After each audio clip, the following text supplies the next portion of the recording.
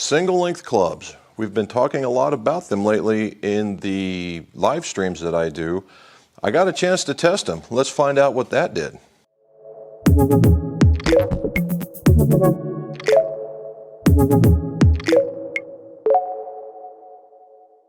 Welcome back to the McGolf Shop. Jim McCleary in the McFitting Room, and we had a unique situation in which that a golfer from Toledo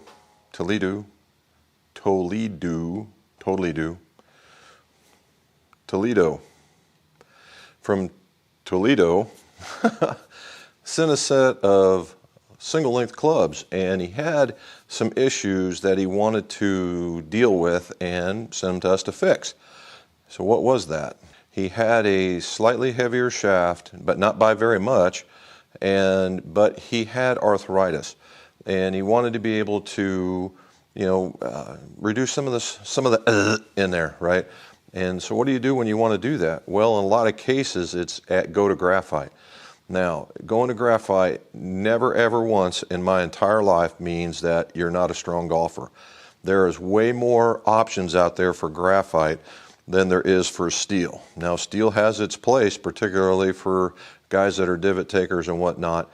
And there is that happy medium in weights, but that's not what this whole video is about. What we're talking about is two things. Number one, single length. I finally got to really hit some. I got to hit, I didn't go through the whole set of which I had. I just went 5, 7 and pitching wedge just to see. Now, the other intriguing part about this is the fact that what type of graphite shaft did we put in there?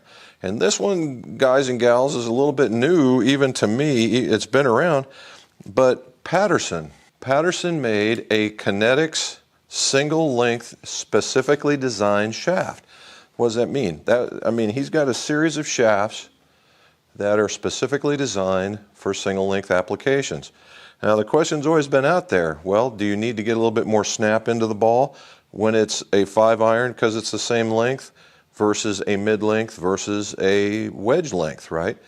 That's always been kind of a really neat idea. The truest in that would be if you take the same swing and you have everything exactly the same, that the club head will take care of it, and everything being matched to you, and will take care of you. But what if you needed that little bit more help?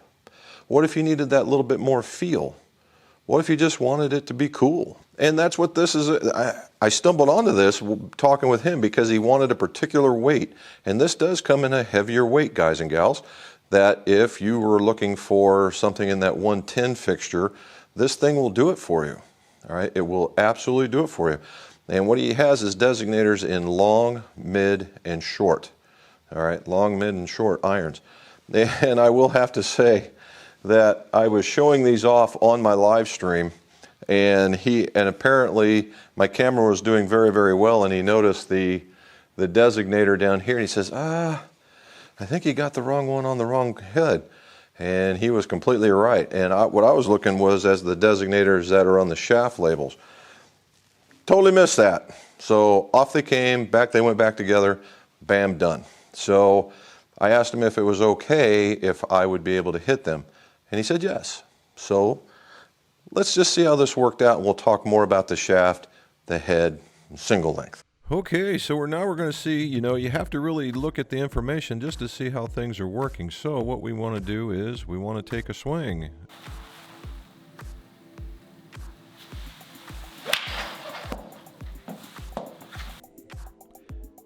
And then you take a flight.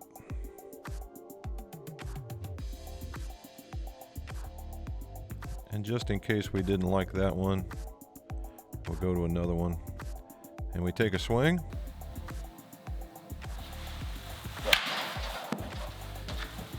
And we take a flight.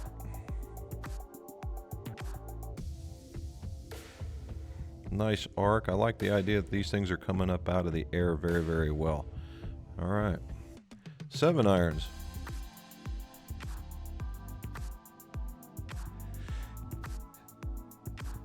Seven irons flew very, very well for me. I like that they got up in the air. It took a while to get there and then come back down.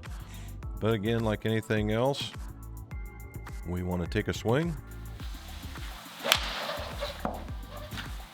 and then watch some flight.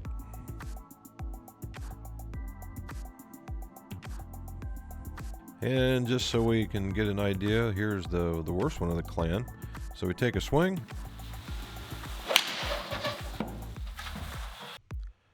and watch a flight.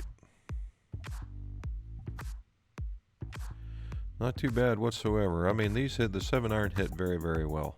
Now for the 5s. 5s actually flew in a nice little pattern, however, a little bit open, and again, I expected that. And this is how they look. Little fade action, but nice tight pattern. And just like anything else, we take a swing.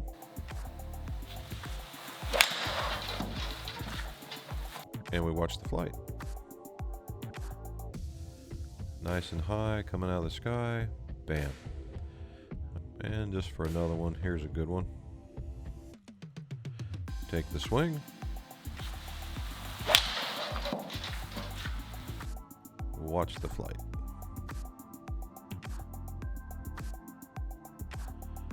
Okay, now as a comparison, let's see what we did. All right, nice grouping. We have the pitching wedge in the green, we have the 7-iron in the red, and we have the 5-iron in the blue. So we're taking off, hitting pretty decent, it's pretty good. Very, very distinct yardages between the pitching wedge and the 7, which we expect to see. And we see that the 5, there is a gap there between the yardages, and the 6 is going to have some room in there. And again, that's just getting used to a taller iron, I think. But the idea here is, nice pattern, nice pattern, nice pattern, all be off to the right. Now the funny part here was the way that, in the 5-iron, the shaft really worked well. Now keep in mind, this is a long iron shaft, and that one really did very well for me. In the 7-iron, I had kind of the May West curves with a load, unload, load, unload, save for the first 2, which were these guys down here. But as all, they weren't too bad at all, taking out those other 2. And then the funny part was the pitching wedge, which I thought I hit very well. It doesn't look like a hit worth a darn whatsoever as far as profiles go. And so there's something to consider with that. Would I not put in the short iron in there? Maybe, knowing what I see here. However, a wedge is a wedge. I need it to spin, and it was doing that, so I might just leave it as it is. And speaking of spin, the idea here was it didn't do too bad. The 5-iron spun very, very close to what you would look for. The 7-iron a little bit under on average, and then the pitching wedge a little bit less. But why is that? Well, let's look. I was hitting right in here. This is about 7,000, which is a good number. And then the machine just didn't pick up. That's all that was. The 5-iron did very, very well. And the 7-iron did more in the 5,000, almost 5,800 area, which is not too bad for the 7-iron. So, that's what the 3, we saw some significant gaps, which is exactly what we wanted to see, and we didn't think that we would see it, because you always hear about the 5-iron going too short and the pitching wedge going too long, and I didn't see that happen whatsoever based on what you're seeing coming out of these results. So where they thought that was coming from, I just don't know. So let's go back and talk more about the shafts and the heads and the grips. Well, you see that the single length actually did what it was supposed to. Now, and if you caught some of the nuances to that even in the pitching wedge, the medium, and the 5-iron, that my swing speed picked up. Now, why? And it wasn't like I wasn't trying hard. It wasn't like I wasn't trying to swing. And I even went back after I saw that, and I tried to hit a few more pitching wedges. And it was just like I was stuck at that gear for some reason. It's kind of unique, but the distances were pretty close, right? They were, and this is a function of the head, nothing else, and me hitting well. That if you stub them, they go short, as in any other iron. You hit them well, and they sail, and that's the real key here, right? Right lie angle, right length, right everything else, and that's a different video. So how did this, so what am I thinking about this? Well, everybody's asking, does it work? And mind you, I am not a single length person, It was with a grip that I am totally foreign with and shafts that I've just installed. And we were able to reach, now they weren't as far as my clubs that I was hitting, but very, very close. The 7-iron was dead solid on. The 5-iron was just a hair behind. I hit a couple. I figure if I would have had maybe the length where I wasn't choking down, maybe I could get there. And the pitching wedge was actually a little short, which is just reverse of what you'll hear when everybody else says, oh, I hit my pitching wedge too long. I didn't see that, all right? Certainly didn't show it. So can they work? Yeah. Do you have to be mentally prepared? Very much so. But does it work? Yeah, sure. Now, for all you guys, am I going to go to single length right now for all that? No, I'm not going to single length. I just built a set of irons for myself. I'm not going there. And the new lefties, the NQXs, aren't due out to the middle of this coming year. And I'm waiting to hear from Cobra anyway, so maybe we'll see something there. However, going back to the Patterson shafts, that they did a good job, right? They felt really good, and you could tell, it was really funny, you could tell that there was a difference in, a kind of a different stiffness, a different in the profile in the pitching wedge versus the 5-iron. And then the one in the middle, I preferred the mid-iron one. And so there is a difference. Now, I will say that when I was cleaning these, that there's a bit of a step, and I believe that step is where the change is at, in that if you want to get a little bit of a flight change or whatever, if you want to get a feel. Now, talking about flight change, if I didn't show you, I should show you that if you notice my ball flight, the ball flight height really didn't change. All right, it really didn't change too much. Everything's, oh, you hit the pitching wedge really high, and then the other one, and then the other one. Well, not necessarily. The apex was very, very similar. You know, not every shot, but most of them. The apex is very similar. They just hit the apex at a different yardage. So that's unique, and that could be a function of the length, right? But the length in the loft, and that could be that. And that's probably how come that they work like they do. That's something to consider. So, when it's all said and done, Patterson shafts, thumbs up in the single length for sure.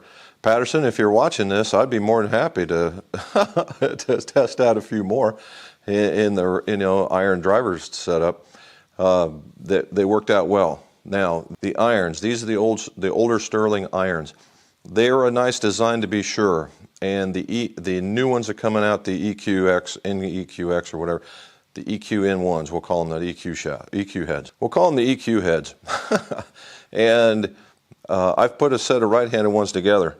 I think those things are going to be outstanding, just based on design parameters. If you just switched out heads, I would see that there's an improvement overall. And from some guys in the UK that we've been talking with, they're seeing the same thing. So I'm quite happy with that. So I certainly see an improvement there for the Sterling / Wishon folks. So very nice for them. Would I recommend it? Yeah. There's certain parameters, and we've talked about that in the past. But the idea here is, 1, Patterson shafts do work. 2, single length does work, and it gets there. 3, I found out something new in height that I wasn't really paying attention to before. So that's really, really good. Again, if you guys are interested in something like that, you ought, get fit. Right? Get fit for it, and then you'll really, really enjoy what you're seeing. And as always, let's see your scores. Go low.